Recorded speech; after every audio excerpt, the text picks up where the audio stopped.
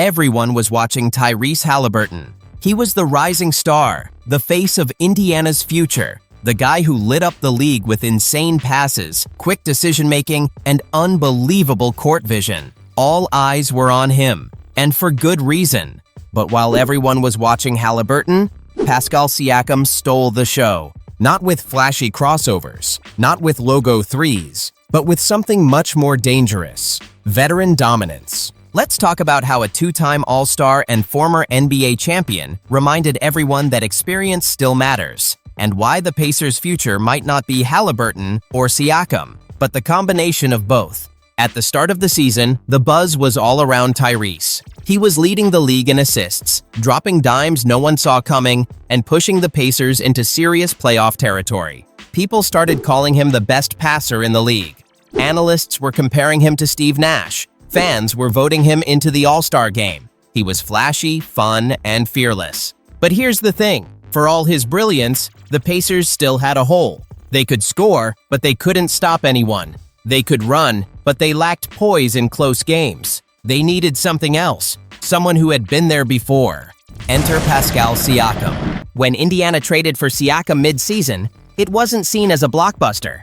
It was smart, strategic, but not sexy. Many fans thought, why Siakam? Isn't he past his prime? What does he even bring? They were about to find out. Siakam didn't arrive to take over. He came to fit in, but that's what made him dangerous. He knew how to read the game. He didn't force shots. He didn't demand the ball. He let the game come to him and then controlled it. While Haliburton pushed the pace, Siakam slowed things down when it mattered.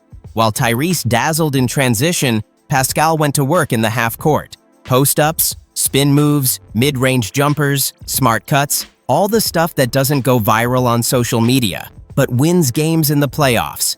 And that's where it all changed. In the regular season, Haliburton was the story. In the postseason, Siakam started flipping the script.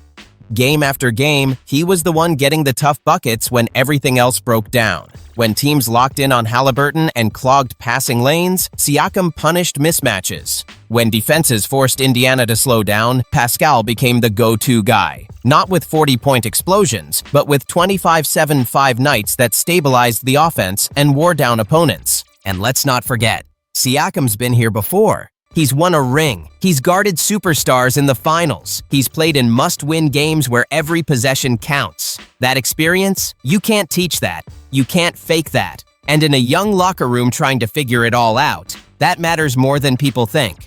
The Pacers were a team built on youth and speed. But Siakam gave them balance. He gave them structure. And most importantly, he gave them confidence. Not just by what he said, but by what he did. Meanwhile, Haliburton was adjusting. He wasn't bad, not even close. He was still running the offense, still making incredible reads. But as the pressure mounted, the game tightened. Defenses were blitzing him, switching onto him, forcing him into tougher decisions. And that's where having someone like Siakam paid off. When Haliburton got trapped, Siakam became the safety valve. When the shot clock ran down, he could go get a bucket on his own. When Tyrese struggled to find rhythm, Pascal stepped in and kept the offense flowing. It wasn't just about numbers. It was about timing, about knowing when to take over. And he did, time and time again. In big moments, Siakam didn't flinch. He wasn't scared of the lights. He wasn't rattled by pressure. He played like someone who had done this before, because he had. While the media kept talking about Haliburton, players and coaches started to realize Siakam was the key. He was the reason Indiana wasn't just exciting, but actually dangerous. And now, the conversation is starting to shift. This isn't just Haliburton's team anymore. It's a duo. It's a partnership. It's the veteran and the rising star, working together to build something serious.